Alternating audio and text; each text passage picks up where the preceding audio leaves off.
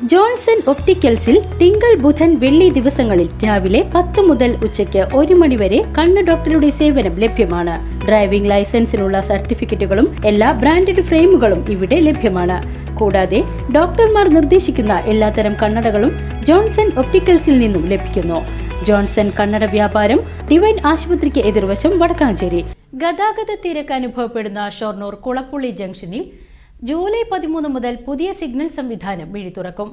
പൊതുമരാമത്ത് വകുപ്പും മോട്ടോർ വാഹന വകുപ്പും ഷൊർണൂർ നഗരസഭയുമായി സഹകരിച്ചാണ് പദ്ധതി നടപ്പിലാക്കുന്നത്. ഷൊർണൂർ, പട്ടാമ്പി, ഒറ്റപ്പാലം തുടങ്ങിയ ഭാഗങ്ങളിലേക്ക് തിരിയേണ്ട പ്രധാന ജംഗ്ഷൻ ആയതിനാലാണ് കുളപ്പുള്ളിയിൽ സിഗ്നൽ സംവിധാനം ഒരുക്കുന്നത്. 13-ന് സിഗ്നൽ സംവിധാനം പ്രവർത്തിക്കുന്നതോടെ ഗതാഗത പരിഷ്കരണവും നിലവിൽ വരും. ഒറ്റപ്പാലത്ത് നിന്ന് ഷൊർണൂർ ഭാഗത്തേക്കും ഷൊർണൂരിൽ നിന്ന് പട്ടാമ്പിയിലേക്കും പട്ടാമ്പിയിൽ നിന്ന് ഒറ്റപ്പാലത്തേക്കും വരുന്ന വാഹനങ്ങൾ ജംഗ്ഷനിൽ ചുവപ്പ് സിഗ്നൽ ഉള്ളപ്പോഴും മറ്റു വാഹനങ്ങൾക്ക് തടസ്സമില്ലാതെ ഇടത്തേക്ക് തിരിയാൻ കഴിയുന്ന ഫ്രീ ലെഫ്റ്റ് സംവിധാനവുമുണ്ട്.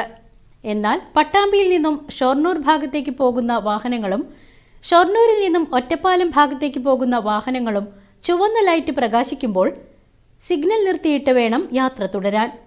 വാഹനങ്ങൾക്ക് തിരിഞ്ഞു പോകണമെങ്കിൽ പഴയ ഗീത തിയേറ്ററിന് മുൻവശത്തുകൂടി യു ടേൺ എടുത്തു വേണം തിരിയാൻ കഴിയുകയുള്ളൂ.